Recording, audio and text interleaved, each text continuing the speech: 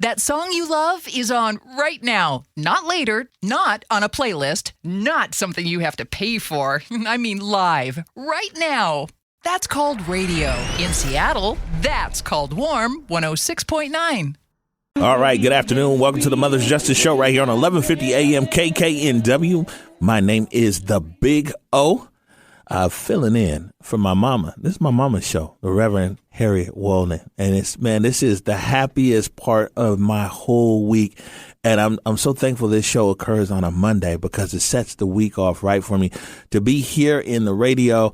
Radio is where my career started, and it's always like coming back home. Before we get going, big shout out to our producer today, Eric Burris, is holding us down on the boards. Also in the studio, we got my man Calligraphy doing some camera work. Our show producer, Meade Gill. All these guys combine every week to bring you, 1 hour of impactful and informational radio.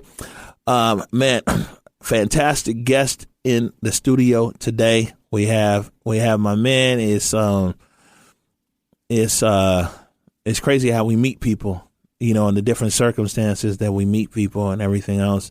And, man, I met the next guest here. It was under tragedy and tragic circumstances. And we'll get into it. And we'll go through the timeline, but we got to also be today. You know what I'm saying? But I think the journey that you've gone through is important for our listeners to hear. Our guest is Arron Murphy-Paine. Welcome to the Mother's Justice Show. What's up? Thank you for having me. I appreciate it. All right. And man, I wanted to talk to you, and for people that don't know, and actually I have an intro right here. Thank you, Mr. Producer. Let me get over this. Let me read through this, and it'll give some context, and we'll get a little bit deeper. So, Arron Murphy-Paine, a community leader, activist, and CEO of the Amarr's Heart Foundation, after losing his son, Amarr Murphy-Paine, and it's coming up on 2 years now. It'll be June 6th, 2024. Amarr, a 17-year-old student at Garfield High School, was tragically killed while trying to break up a fight between two students. This is a murder that is still unsolved, which means that the perpetrator is still loose out in our community. Arron founded Amarr's Heart Foundation to honor his son's K.I.N.D legacy through the motto, K.I.N.D, K.I.N.D, Interaction Negates Destruction. He is a vocal advocate for victims, identifying gaps in the city's support ecosystem and showing us the need for proactive grassroots-level intervention rather than reactive measures.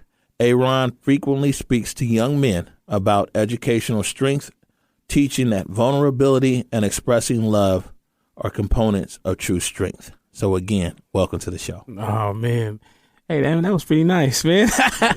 That was pretty nice. I feel warm-hearted to hear that. That was a good description. I'm just honored to be here today and just have an opportunity to, cement the legacy from my son's name. My legacy is wrapped around, is all contingent to what I build in his name, so that's just one thing that I, one day at a time, I try to do my best to make sure I'm putting that type of energy into the world. Right. And we'll talk about the events that you have coming up now as we get close to the anniversary. But it's crazy to even ask these kind of questions. But, it's coming, you're coming back on 2 years now, man. Well, actually, let me just ask you this. What are you feeling right now?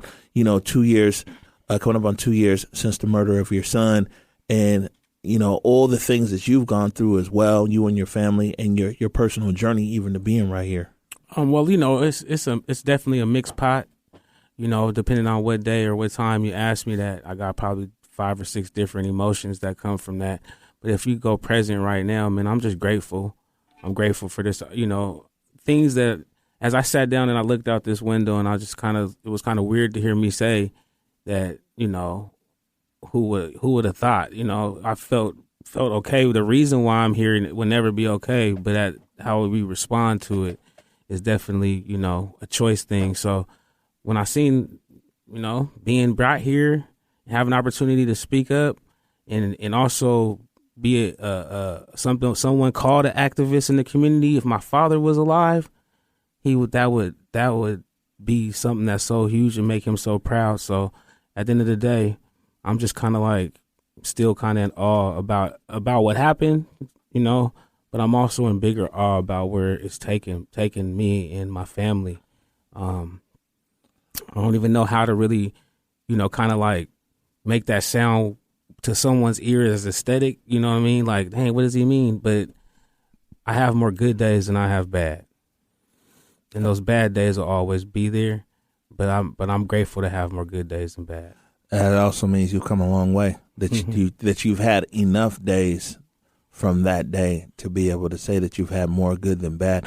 You know, for people that don't know, and a lot of our listeners don't know, man, tell us, man, who was your son? Oh man, Amarr.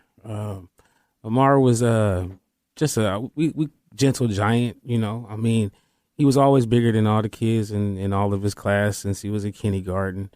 But he was always like, I wouldn't say like he was always smiling. He was in every picture. If you go back to all his elementary pictures, he was kind of he found the camera or the camera found him.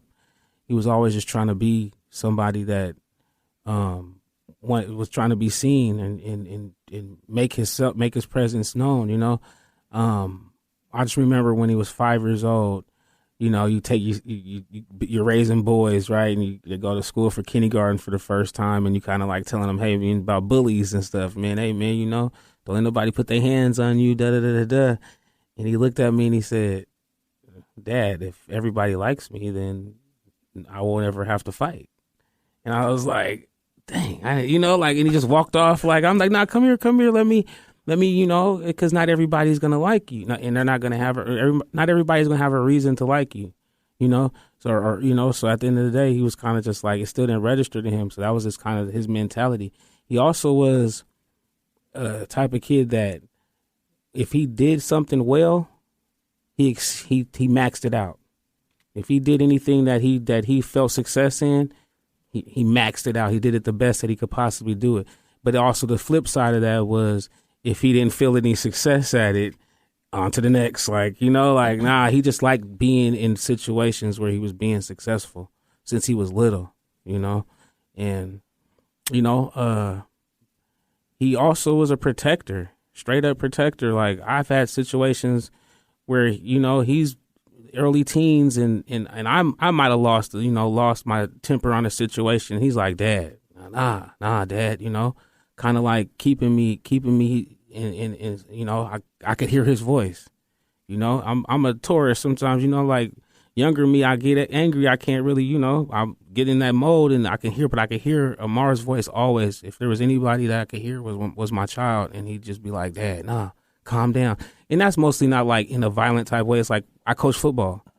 You know what I'm saying? So I coached them, and if I'm on the field and something on the field didn't go right, you know what I'm saying? And I'm maybe yelling at a ref or something, I could hear my son, like, I could hear Amarr like, Dad, no, you know, he was like, he was always kind of like trying to keep the peace.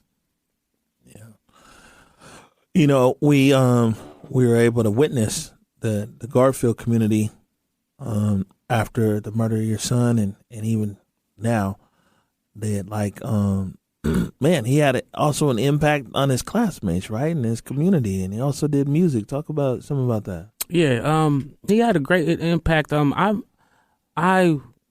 response was, I mean, I can't say it was overwhelming, but I didn't know. You know, I knew that he was a likable, you know, young man, but the response from outside, we're outside of Garfield community was what was crazy to me. Like, you know, all the support that came from the young youth of the whole King County area, even Tacoma. You know, it went as far as I got inboxes from Idaho. You know, like, and it was just like necessarily didn't know Amarr personally, but might have heard his music or followed him on Instagram and got his energy from what he was putting out there.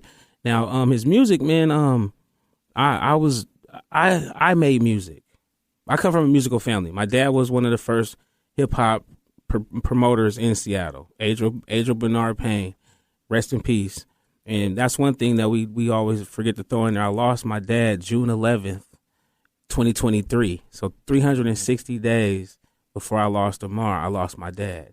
And that was my hero. So, but my dad, he had us all doing shows and doing from little age. So I've been on stages. I did all that. So when I sold music at Garfield when I had CDs when I went to Garfield, and anybody tell you that we did mixtapes, and so when he was really into football, so I thought, we later had a conversation when he got older, and he was like, Dad, I'm doing that for you. I want to make music for me. So that was a big conversation that we had, but I didn't see the music coming. Like I wouldn't be lying to you. Like he was musical, he would dance and knew all the dances, but I didn't see the music coming. But there was a time, sophomore year, things, things are getting hairy in these streets. I'm like, man, I need to, so I bought bought him and my 3 stepsons a studio, just to keep them. I'd rather you be in here rapping about it than out there doing it, and so then because that's how we was raised. It's entertainment, and he in 18 months, man, he did 2 albums, 3 mixtapes, 2 videos. Like he just because when he was the first person told him he was good, he was like, oh yeah, I got to be the greatest. And that was a nickname my dad gave him, was the greatest. So, because that's how his mentality was. If he was good at anything, he had to be the greatest at it. Right. Man, I remember like it was crazy. That day, of course, I didn't meet you until much later. I never met your son, although I went to school with your brother, right? But I didn't connect the dots at the time. But I remember that same day, and I was there at that press conference, and the mayor had held a press conference there on 23rd and Union. I just remember firing into the mayor. Thank you. I remember just firing into him. I said, man, this is not normal. We're not supposed to live like this. What can we do? This is not okay. And even even in recent conversations with this mayor and this police chief, just to remind people that like what's happening right now, what happened to Amarr, what's happening to young people all over, this is not a normal state to be in. This is not okay to be in. And we get hit with the thoughts and prayers. And I'm like, man, when are guys going to beat their chest like they are on other issues? They have one big issue that people are really saying, hey, no more is an issue like around ICE, immigration, all these kind of things. It's like, man, guys are making this. It's a big deal. And I'm not saying that you should compare it to either or, but I'm just like, it should be the same energy around stopping violence around our young people. Man, I agree with you. And thank you for speaking up in that first press conference, man, because that was hard for my family. That was a hard moment for my family to sit. I didn't watch it, but to hear about it, because I don't understand how you can have a press conference without the family there. And nobody there represented us in any way. They lied. They lied to the public, talking about that was the family's pastor. Reverend Weatherspoon is not my pastor. He's never been, And I ain't got no problem. Like, that's one thing about me being vulnerable, vulnerable and transparent. Like, I ain't got no problem saying that to anybody. I'm not gonna say too many things about anybody's back that I won't say to their face. But there was nobody up there that represented Amarr in any way, shape, or form. And he pronounced my son's name wrong. So that was a hard one. I will say, I've had the chance to sit down with the new mayor, and I will say that there is a certain attention that she's given to the problem. Now, as far as results, I'm talking about even just personal space, her personal time. Didn't feel like no one even cared in the last administration. But for this start of this one, I will at least say that she's spending her time and putting herself in these places to at least hear the stories of the victims and their families. So, I just, how I feel about it is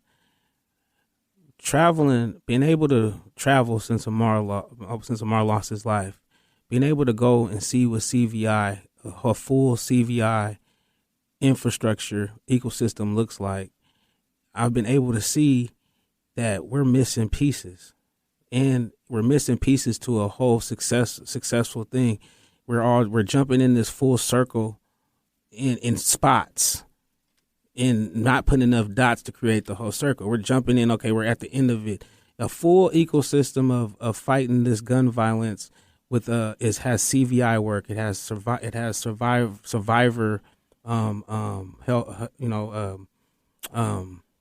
help. It has healing, mental health. It has first responders, hospital responders. It has a whole cycle. And if I'm missing anything, there's a whole circle. It's not just this and that. It's a whole circle that's fighting against that. You know what I'm saying? I feel like right now, Seattle, with the spike, which we got to understand, there was a big spike since COVID. We reached numbers in murder that we never seen in this city.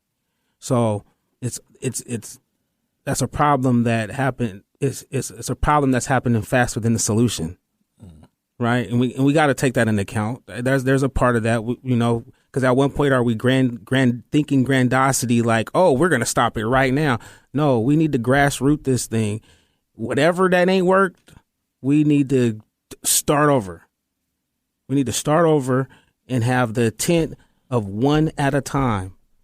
If we can get a network of 10,000 people on the same page, which, but in one at a time, instead of just saying, hey man, let's go send out 10 people and, let's do this. Let's slow it down. Let's get at it and let's have some intent. It's missing intent. It's missing the intent right now. A lot of bag grabbers out there.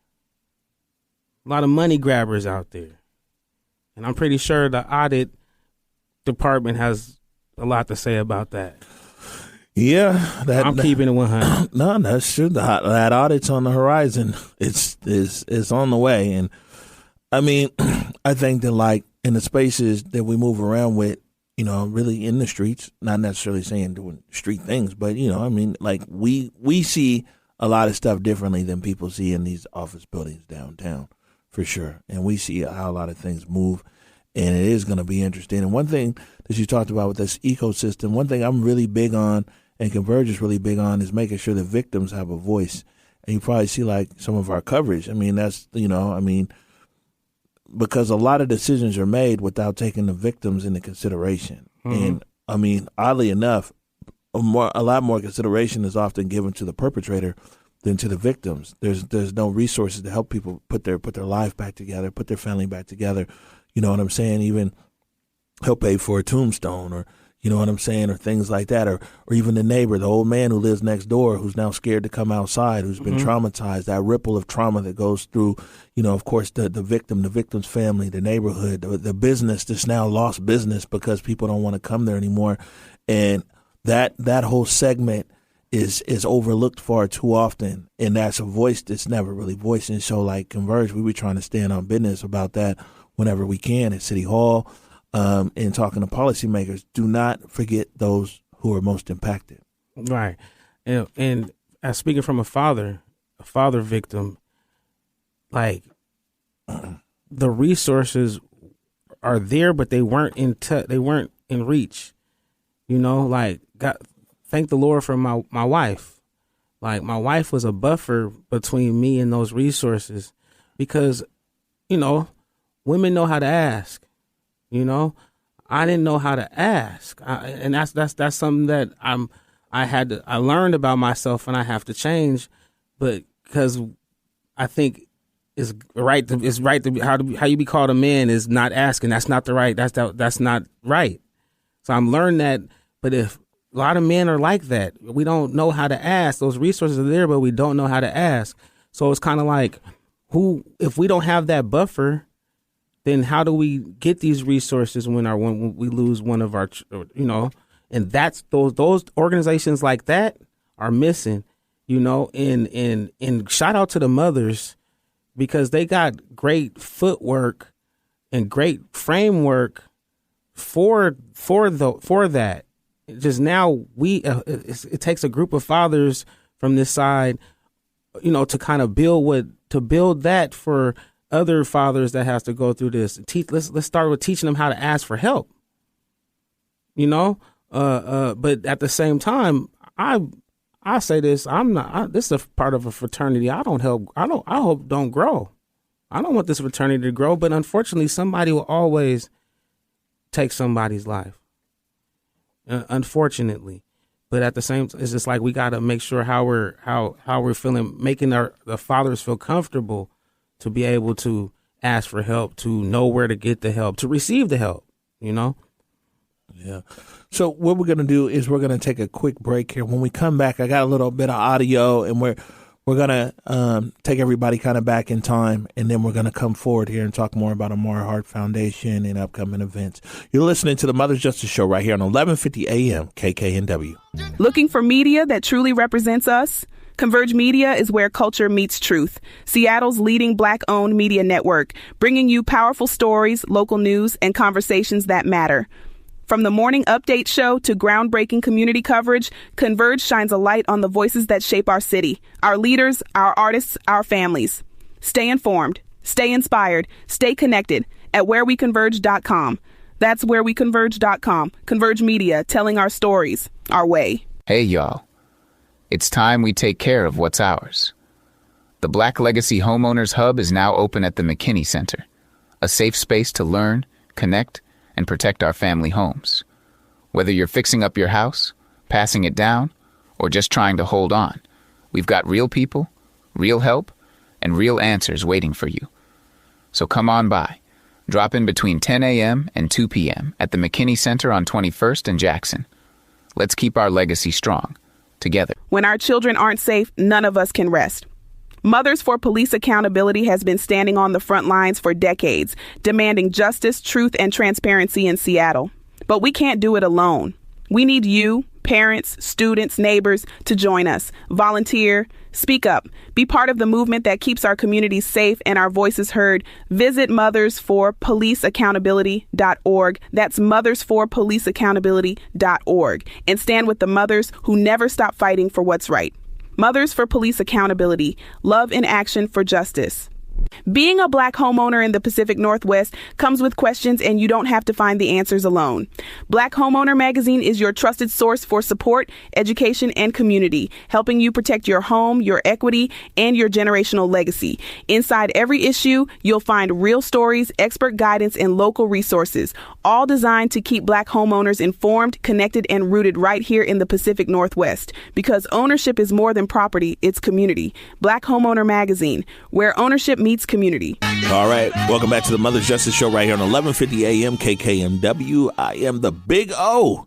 And we're continued here, joined in the studio by Arron Murphy-Paine, father of Amarr Murphy-Paine, also CEO of Amarr's Heart Foundation. And just keeping people a little bit, we want to bring them up to speed. Of course, June 6th of 2026 will be 2 years since your son's murder. Amarr was a 17-year-old student at Garfield High School who was killed while trying to break up a fight there on campus. The crime is still unsolved. The murderer still walks amongst us. But a year ago, Barry Johnson, big shout out to Barry Johnson, who actually did a lot of work behind the scenes on the storytelling that you didn't even know we were compiling, but we were,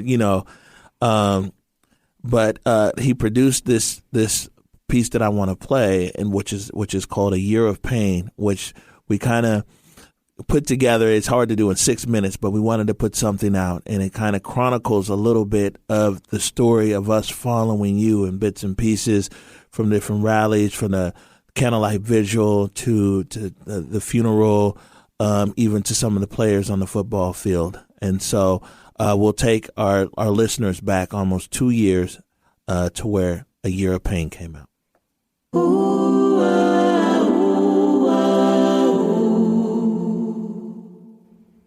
Stick around. Hey, gather up right here, to the sound of my voice.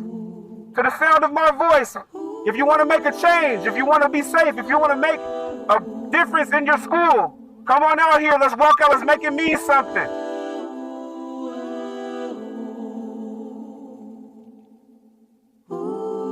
What's going on here today is the kids came to us to ask us how could they commemorate the loss of Amarr and their other students lost this year to gun violence. And it being National Gun Violence Awareness Day on the same day that Amarr was, murdered last year, they came to us and asked what could they do, and they had some ideas. So we just pretty much worked together to make their ideas come together. This is a situation that was led by the students. We just used our influence to be able to connect the dots and be able to stand on the loss of Amarr in the most positive way possible.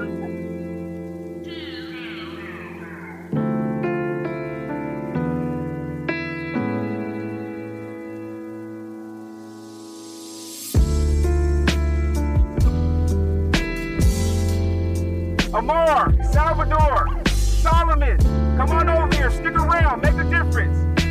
What you guys are experiencing is not normal. What you guys are experiencing is not normal. Do not walk away from an opportunity to make change. That's what this was about. It's about giving the kids an opportunity to have a space to listen and love, for the community, to show that the community does care. There is people who care. There is people that can help make the right decisions for their future, instead of all the people that makes the decisions that has affected their future negatively up until this point.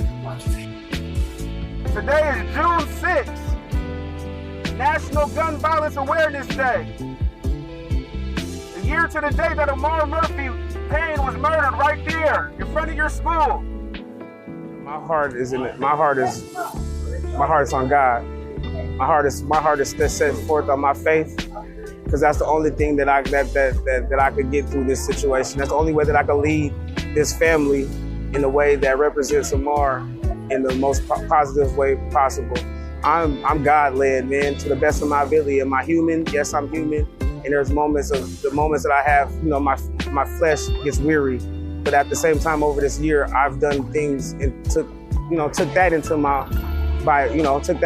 in the grasp, into my own control of being able to see therapists, to be able to, go to rehab, to take grief classes and all that type of stuff. So the flesh part is definitely something that I have to work on. But all this is in spirit. This is an assignment. This is an assignment. And the only thing that's going to keep me going in this life right here is being set forth an assignment that God put on my life. But I also want to make sure that we're not only standing here for Amarr. You guys lost 2 other students in a year's time due to gun violence. And the countless friends around this city that you may have lost to gun violence as well. We're standing here on the back of Amarr's situation to help you guys understand that what's happening is not normal. It takes me back to my experience as a coach. If I want to get the best out of my players, I got to have them manifest what they're going to do before I have to have them think about what they're going to do before they actually do it. I got to get their mind set on doing a task at hand, to block the right person, all that type of stuff. So I had to speak that over myself. And that's where we're at today. I got to speak that over myself and know that there's a task at hand. I have a task. I'm on assignment.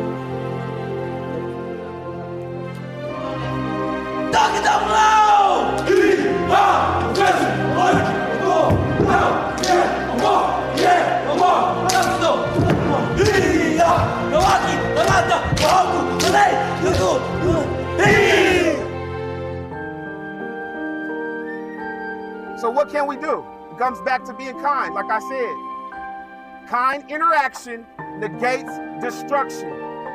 There has to be a spirit of kindness that takes over that building. There has to be a spirit of caring that takes over that building. You guys make up that building. Any dogs in the house? Shoot dogs! Any dogs in the house? Shoot dogs! And what the hell are we? And what the hell are we? And don't let your scars define you. Let them remind you that you survived through something meant to haunt you. Your flaws too. They make you perfectly imperfect. And once you fully embrace and accept what God has already given you, you'll finally see that it's worth it. A year of pain, man. And I saw watching you while we were listening to this, and your client closing your eyes, and what were you thinking?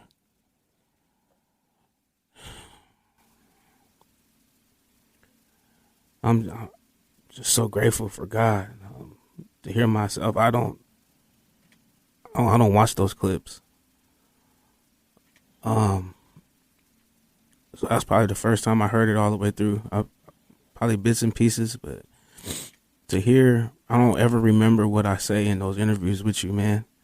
So to hear me say that I'm standing on God's business and assignment just lets me know that he's with me in every step of the way. I would not be here doing anything if it wasn't for Jesus Christ, my Lord and Savior.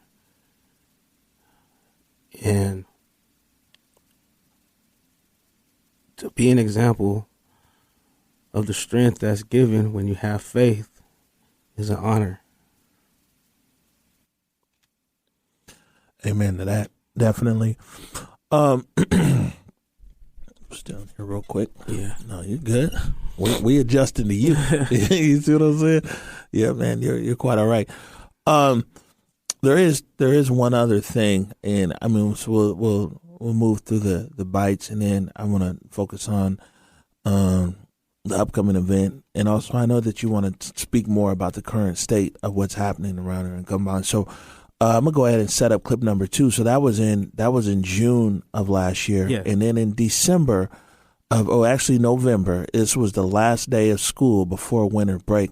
The students at Garfield High School have come together with Amarr's Heart Foundation for a sock drive. And you guys had done that the previous year, did a sock drive, and with the expectation or the hopes of getting about 500 pairs of socks. Mm-hmm. When me and Eric Calligraphy arrived there that day, and it's a different, maybe a conversation for a different day, but I tell people that you could still feel the sadness in that building 18 months after the murder of Amarr. And then, of course, there's 2 other students as well that these guys lost to gun violence. Amarr, of course, was on campus, but they still lost. And so it's a sense of loss and grief in that building. And we walked in there, didn't know what to expect. They said that their goal was 500 pairs of socks. They got over 2,000 between the students and the parents, and then also Garfield Community Center and Garfield's Teen Life Center. And this is just a 1-minute clip right here that kind of captures that moment when you walked in and the students surprised you by when you realized that they far exceeded their goal of 500 pairs of socks. And I'm going to go ahead and correct them. It was 3,000 pairs of socks after we counted. 3,000 after we counted. Yeah, man, that was crazy. Here we go. Today, man, is Amarr's celebration and honoring of his birthday. His 19th would be his 19th birthday. We do a blanket, socks, and glove drive. Basically, for the last month and a half, we've been raising socks for Amarr's birthday so we can hand them out and Arron can hand them out. We have here over 2,000 socks that our student body donated in spirit of Amarr for his birthday. He was my teammate, and he was a great person. He was a really good friend. People want to keep Amarr's spirit alive. It's always bittersweet. I will say that. It's always bittersweet to, come upon the premises of course, where my son lost his life at. But today was more sweet than bitter. I feel like we did a great job because our goal is 500 as a class, and then we reached over 2,000. Long live Amarr. Long live Amarr. Long live Amarr. I can't help but smile. That brings so much joy because that's what this is about. That's me and my family, my wife. That's our healing process out loud.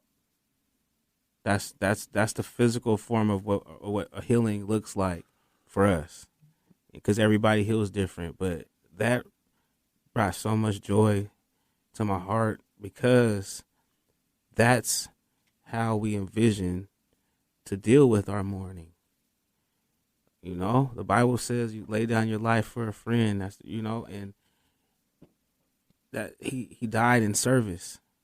We can only continue to let his legacy be as loud and be as bright as if we're moving in service and with nothing to gain, nothing, no wants or needs from anybody to just serve. That's where we make his light shine bright, and that's just warms my heart to hear that. And I did watch that clip though. So like, yeah, that was a great moment because it exceeded all expectations. And shout out to the Garfield students and the Garfield Community Center and everybody outside the Garfield community that actually sent us something or to the GoFundMe or thank you guys so much. And that meant a lot to what we're trying to do here at Amarr's Heart Foundation. Yeah, and speaking of that, and I know that day.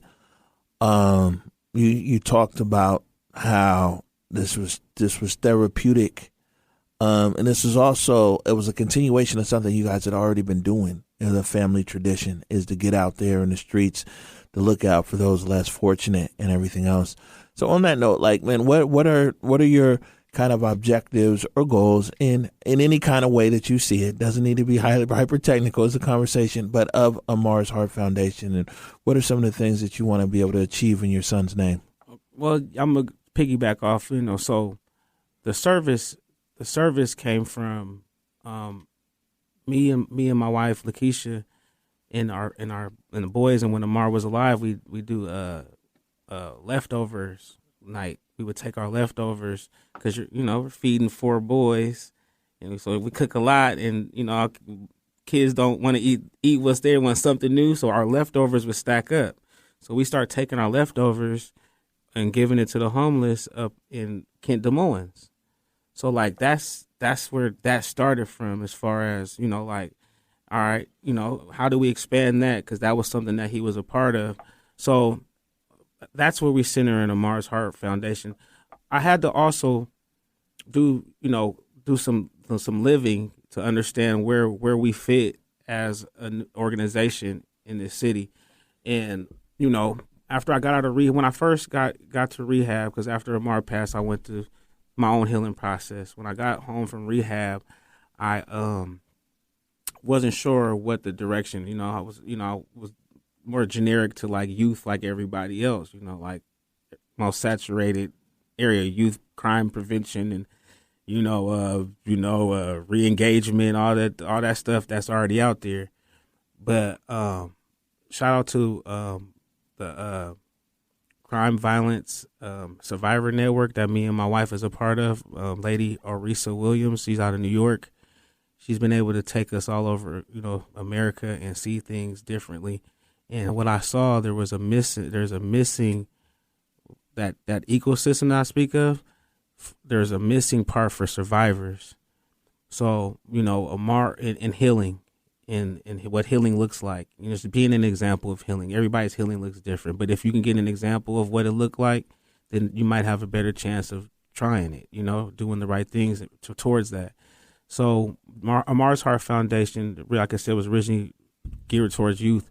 But right now we're focusing on the fathers of it's not only victims, not only victim fathers. We're focused on the father dynamic, period, point blank. And also I feel like the dynamic of what we're really trying to do is get the room with these survivor fathers, right, with regular fathers.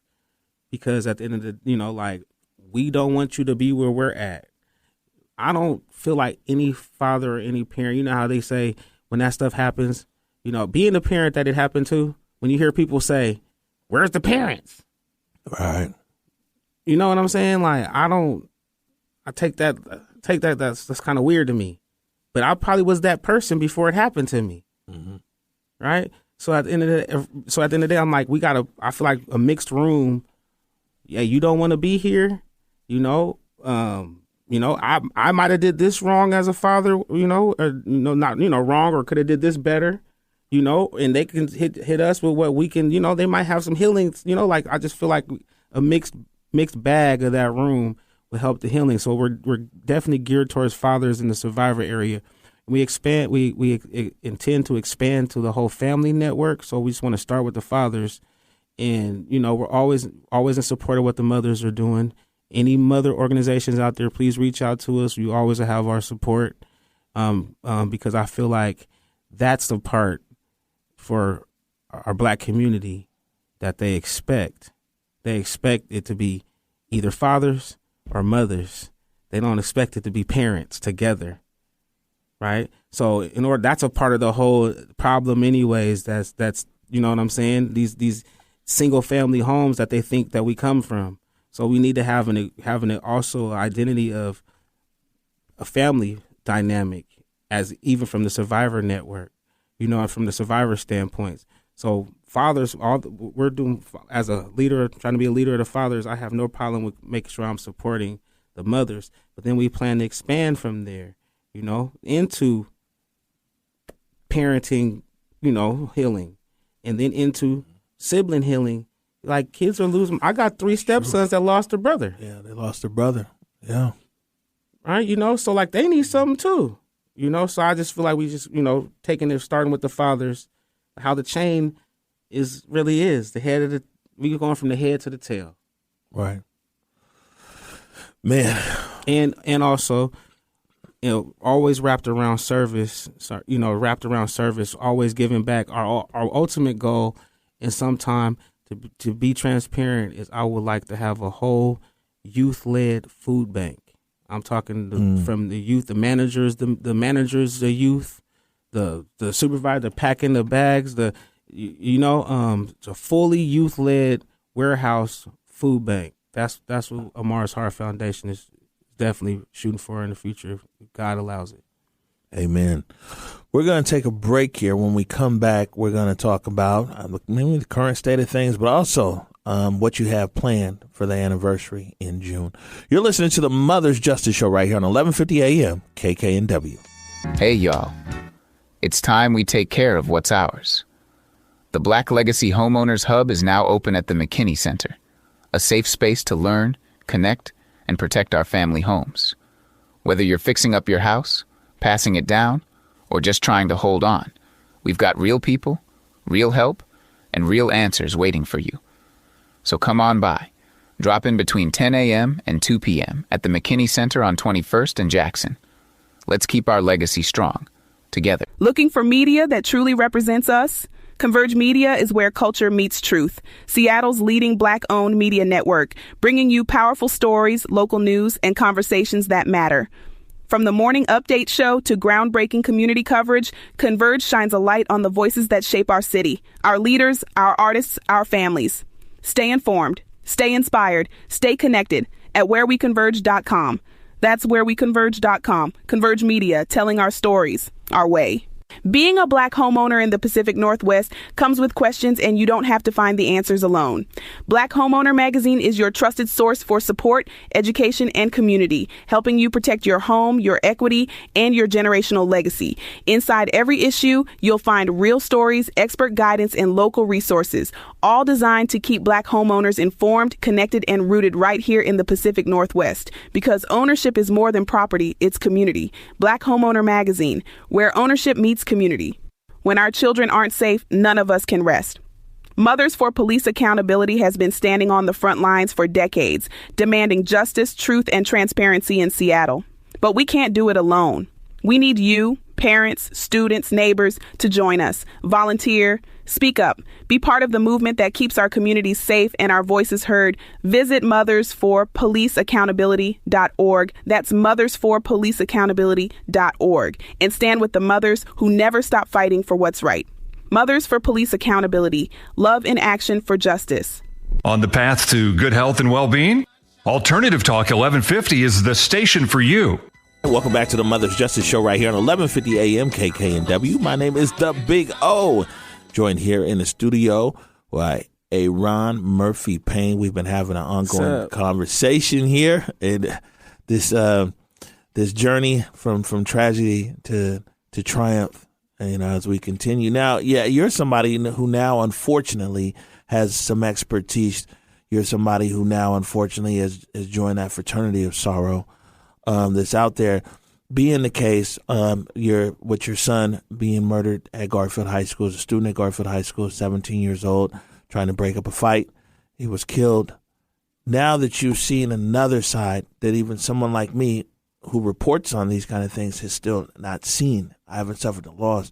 What are you seeing that are some of the gaps out there in our community when it comes to, I mean, how we're dealing with these young people, these issues of gun violence and crime, violent crime in our community?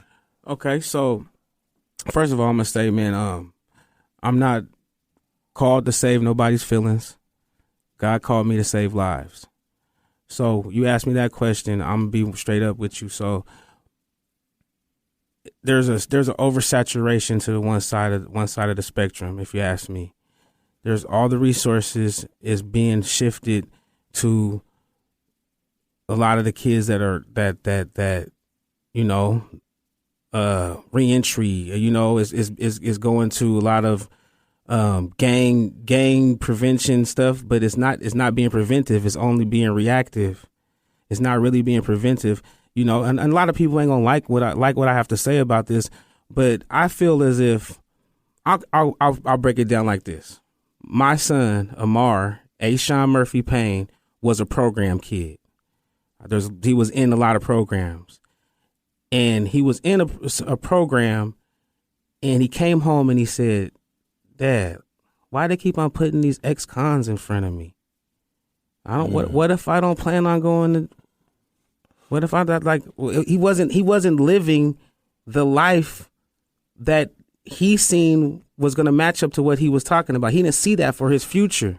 So he was like, why? Can I get a doctor in front of me? Where's the, you know, the athlete? Dad, can I get you in front of me? Wow. Standing here, 43 years old, never been to jail, you guys. From the Central District, the heart of it. Ain't nobody going to discredit Arron Murphy-Paine's name in those streets, though. I feel as if navigating that is harder. It's harder to be sitting right here and be what I am and what I came from. My grandma's house was the headquarters of East Union, Do 6, 2518 East Pine. That gang that they repping now came from my grandma's house. I navigated through that. Big brothers, uncles. I navigated through that. You can't tell me that ain't the hard route too. And no knock to anybody that's been incarcerated. If you're doing the work and you're saving lives, you're saving lives. I'm not knocking that. But we need voices out here. Where's my guys? Where's my men out here that's navigated? I feel like we're scared. Because right now, if you stop and look, Amarr lost his life because there was because it was cooler to be the nigga shooting, excuse my language, to be the guy shooting the gun. It's cooler. Right? Anything that's getting more attention is cooler. They're not giving enough attention to men like myself or the men that I know that are fathers that raised their kids with Amarr. I know several men like me. I need them, as well as they raise their children, to come out here and step off their porch and tell them and give them the other side of it. Hey, man, hey, that's cool. Those guys that are talking to them, yes, talk to them. But what about the kids that don't have that inspiration? What about the kids? When we went out there and did the walkout, we had 200 kids that showed they cared. I'm going to give an analogy. Not saying nobody would care, but just the ones that didn't stop at the walkout, they obviously didn't care enough to stop, right? They didn't care about the gun violence. They didn't care about what was happening at their school. But we had 200 to 300 kids that did. They stopped. They cared. Those kids need some attention. They need a stipend to come how to learn intervention, to learn how to be a peer mentor. They ain't listening to us adults like that no more. We got 300 ready kids out of the school that witnessed a murder just a year before that. You see what I'm saying? So it's like, like I said, man, I am not trying to save feelings. I'm trying to save lives. We need to level it out, not go away with that, but we need some other resources that'll level it out. Let's go get the kids that's care. What about the kids that like Pokemon still? Yeah. But they go to school and their homies tell them that Pokemon ain't cool. Right? Anime. They go to school, so they're at school. They're not comfortable to tell them that they like anime, but they'll be pumped to tell them I like NBA YoungBoy. You see what I'm saying? We need to get to them before that influence switches them. Speaking of getting to them, and speaking of the guys like to get off the porch and come back and get back involved, tell us, as we come up on this now 2-year anniversary of this tragic event, what do you have this going on to honor Amarr? And I know you usually always tie Garfield and the Garfield community into it. So first of all, we had a great opportunity with Seattle Public Schools. The superintendent, we sat down with the new superintendent and was given an opportunity to put something together to help to put together something for Gun Violence Awareness Day, the first Friday out of every June. So in connection with that, on June 4th, we put together. So last year, the students and the students and the faculty decorated the whole front of the school with chalk and messages and stuff like that. So this year, I was like, man, that's one thing I feel when I went to Garfield. I grew up in the CD, the pride of the whole CD came out of the hallways of Garfield High School, right?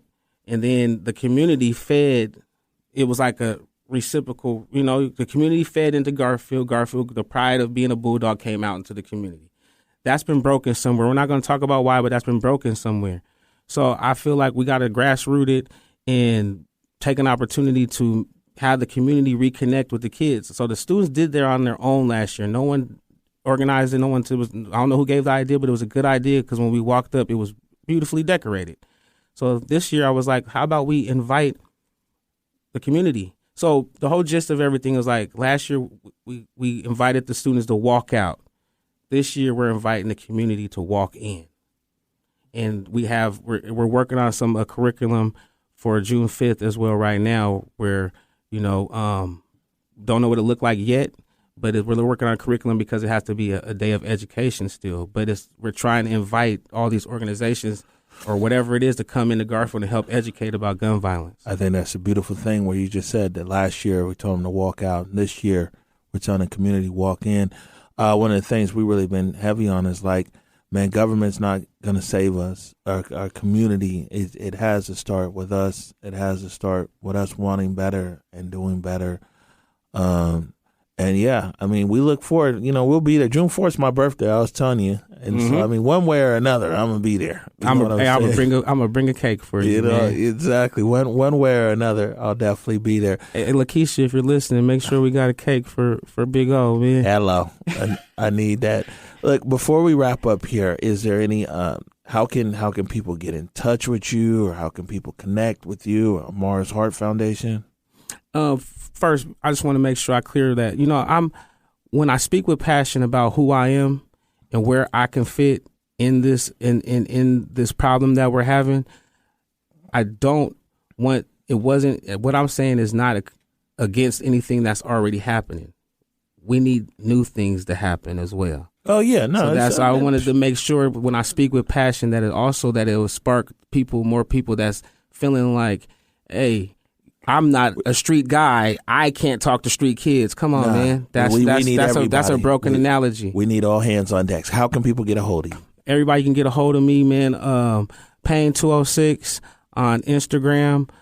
We have a Amarr's Heart Foundation page on Facebook. Arron Murphy-Paine on Facebook, man. You could catch me at Benson Bruins this year, coaching the 7U. Hit them up, boys. You can feel I'm in the city, so man. So as we like to say, you're everywhere like air. Everywhere. Arron, thank you so much for joining us. Thank you, man. Yeah, I appreciate you. All right, we're getting ready to get out of here. God You can bless, follow brother. everything that we do by going to whereweconverge.com. Once again, Mother's Justice Show, 11:50 a.m. I'm out.